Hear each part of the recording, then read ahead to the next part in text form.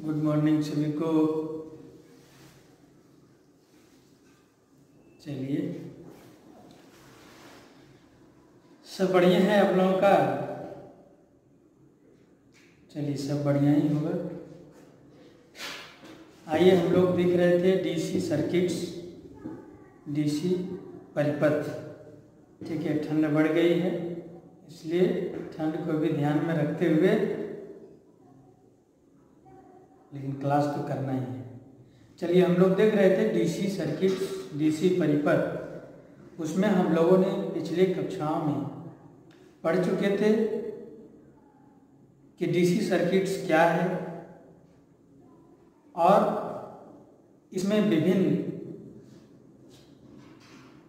जो प्रतिरोध का कनेक्शन होता है वो किस किस फॉर्म में होता है, और उसका समतुल्य प्रतिरोध निकालने के लिए हम लोगों ने देख लिया है कि किसी भी सर्किट में प्रतिरोध को हम लोग 3 क्रमों में जोड़ सकते हैं। समानांतर क्रम में, श्रेणी क्रम में, समानांतर क्रम में और मिक्स क्रम में, मिश्रित क्रम में हम किसी भी रेजिस्टेंस को जोड़ते हैं। अगर श्रेणी क्रम में जोड़ते हैं तो समतुल्य प्रतिरोध R बराबर R1 plus R2 plus R3 dot dot dot के बराबर होता है। और इसी को अगर हम लोग पैरेलल में जोड़ते हैं, समानांतर में जोड़ते हैं, तो 1/R बराबर 1/R1 plus 1/R2 plus 1/R3 dot dot dot होता है।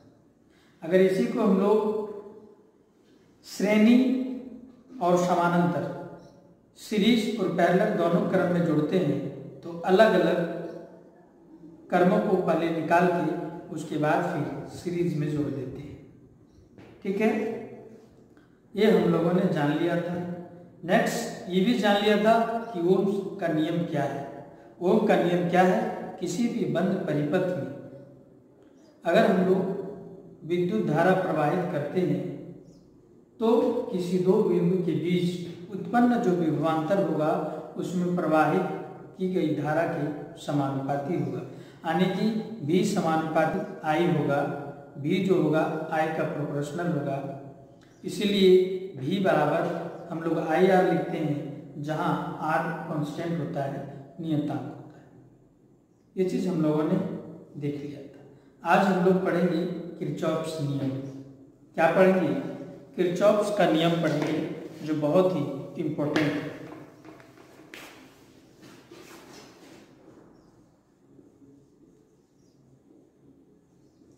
किरचॉफ्स, ठीक है, किरचॉफ का नियम, लॉ ऑफ किरचॉफ्स। ये किरचॉफ्स नामक एक वैज्ञानिक थे। ठीक है, किरचॉफ ने 2 नियम दिया। जब डीसी सर्किट किसी बंद परिपथ को उन्होंने रेगुलेट किया तो उसने देखा कि इसमें क्या चीज प्रवाहित हो रही है, इसमें धारा प्रवाहित हो रही है और वोल्टेज का ड्रॉप हो रहा है, वोल्टेज जो है खपत हो रहा है। 2 चीज़ों ने देखा, 2 चीज़ों को उन्होंने रिलेशन ढूंढने की कोशिश किया और इसी करंट और वोल्टेज के लिए उन्होंने 2 नियम दिया, जिसे किरचॉफ्स का नियम कहते हैं। उसने पहला नियम करंट लॉ दिया। क्या लिया? विद्युत धारा का नियम दिया। दूसरा वोल्टेज नियम दिया। पहला जो दिया करंट लॉ दिया, ठीक है, विद्युत धारा नियम।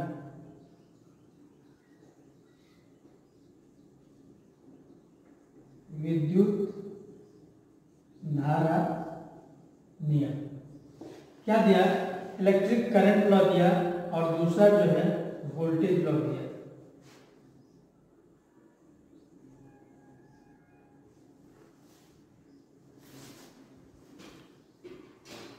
ठीक है, क्या दिया? एक वोल्टेज लॉ दिया। ठीक है, वोल्टेज लॉ क्या क्या? वोल्टेज लॉ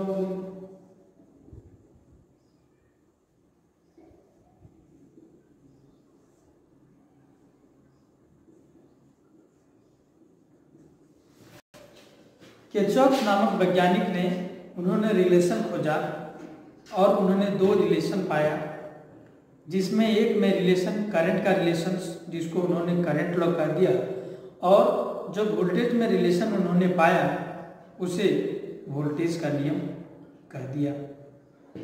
ठीक है, देखिए क्या है किरचॉफ के करंट लॉ। किरचॉफ के करंट लॉ है कि किसी स्रोत से, ठीक है, आगमन, जितना करंट का आगमन होगा, ठीक है, और माने आने वाली करंट और जाने वाली करंट दोनों का योग जो है बराबर होगा। दूसरे शब्दों में इसको हम लोग कह सकते हैं, वही कर सकते हैं, आने वाली धारा और जाने वाली धारा का योग शून्य होगा या दोनों बराबर होगा। यानी कि मान लेते हैं कि 3 ओर से करंट आ रहा है और 2 ओर से निकल रहा है।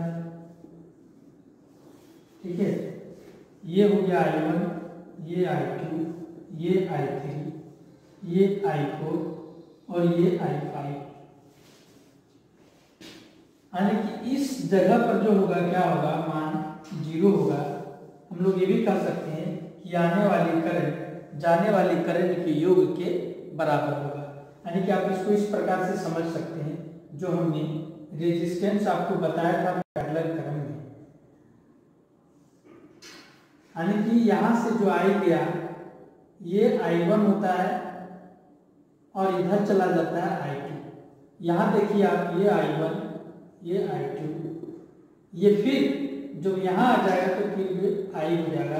यानी कि एक करंट 2 भागों में बटा है और 2 भागों से एक भागों में बन रहा है।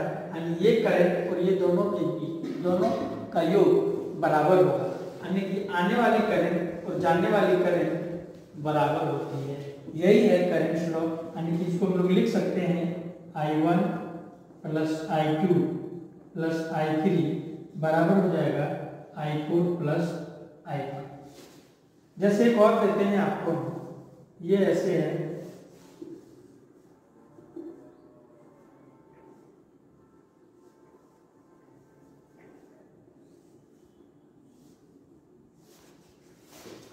इस प्रकार से हम अगर ऐसे दे दें, ऐसे दें,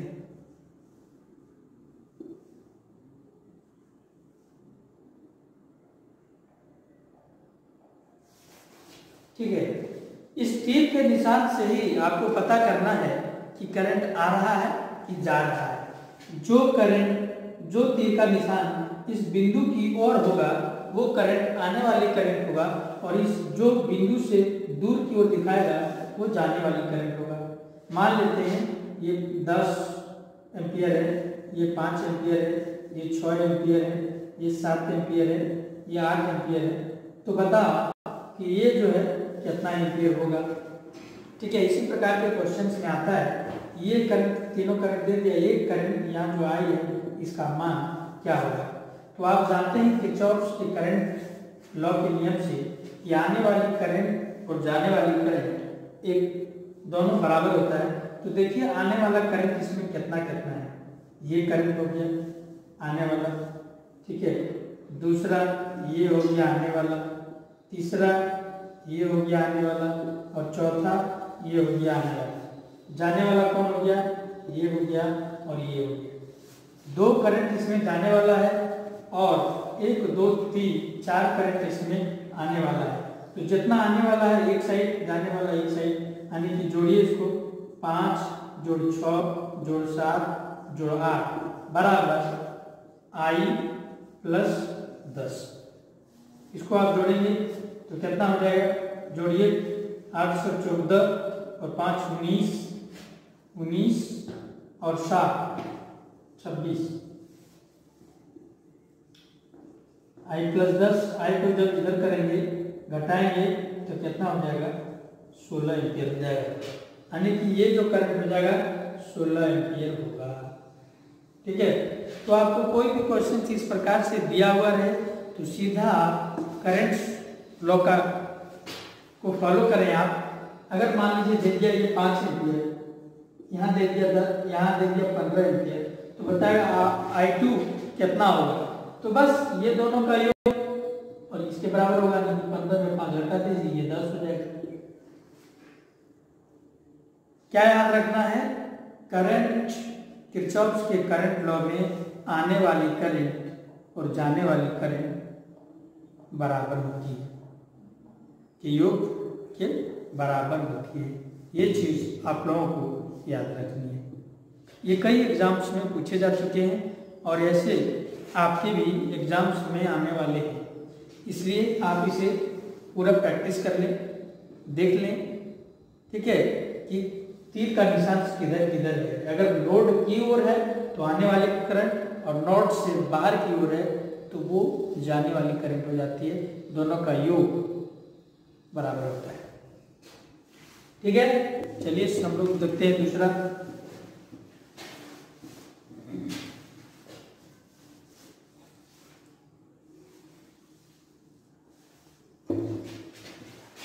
समझ में आ गया ना हम लोगों को, आने वाली करंट जाने वाली के बराबर होता है।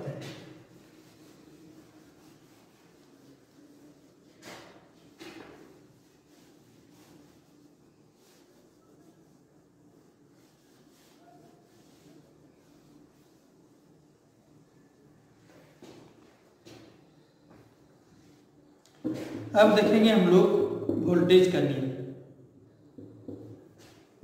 वोल्टेज का नियम यह है कि जितना विद्युत हम लोग विद्युत वोल्टेज दे रहे हैं वो सभी वोल्टेज ड्रॉप के योग के बराबर होगा। ठीक है, सभी वोल्टेज ड्रॉप के योग के बराबर होगा, यानी कि सोर्स वोल्टेज परिपथ में कुल वोल्टेज ड्रॉप के योग के बराबर होता है। इतना आपको याद रखना है। जिससे क्या है कि कोई भी ये जो है ये वोल्टेज सोर्स है, ठीक है, इसमें हम लोग रेजिस्टेंस यहाँ दी, यहाँ दी, यहाँ दी, ठीक है, इस प्रकार से भी हम क्या करते हैं और जोड़ देते हैं, एक बैटरी और जोड़ देते हैं। तो ये क्या हो गया, ये आपका E1 हो गया और ये E2 हो गया। ठीक है, क्या हो गया, E1 और E2 हो गया जो वोल्टेज हम लोग दे रहे हैं। ठीक है, या V1 और V2 बोल सकते हैं। ये यहाँ जो होगा क्या होगा, वोल्टेज ड्रॉप होगा। यहाँ क्या होगा, ये तीनों वोल्टेज ड्रॉप होगा, आने की हम लोग इसको लिख सकते हैं V1, V2 और V3। तो वोल्टेज का नियम ये कहता है कि ये जो सोर्स वोल्टेज है ये तीनों के योग के बराबर होगा, वोल्टेज ड्रॉप के योग के बराबर होगा, यानी कि E1 प्लस E2 बराबर V1 plus V2 plus V3 के बराबर होगा। यानी परिपथ में सोर्स वोल्टेज का योग परिपथ में कुल वोल्टेज ड्रॉप के बराबर होता है। ये आपको याद रखना है। मान लेते हैं कि एक ही वोल्टेज सोर्स है, एक ही वोल्टेज सोर्स है और इस प्रकार से ये V1 है, ये V2 है और ये V है। तो यहाँ हो जाएगा V बराबर V1 प्लस V2। ठीक है, इस प्रकार से होगा।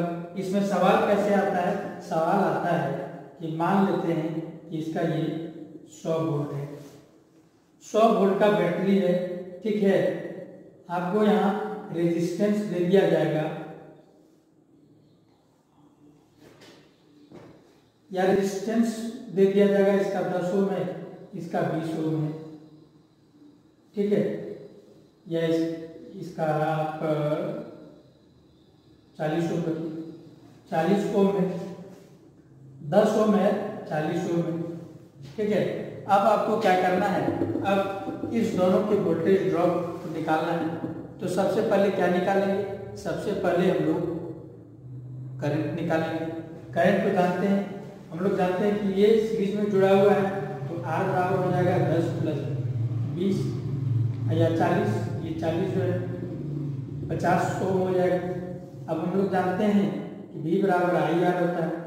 I बराबर क्या हो जाएगा, V बाय आर हो जाएगा, यानी कि V कितना है 100 वोल्ट। आर से भाग दे देंगे 50 से, कितना हो गया 2 एम्पियर। ठीक है, अब यहाँ का हम लोग वोल्टेज निकाल सकते हैं V1 बराबर क्या हो जाएगा 2 एम्पियर।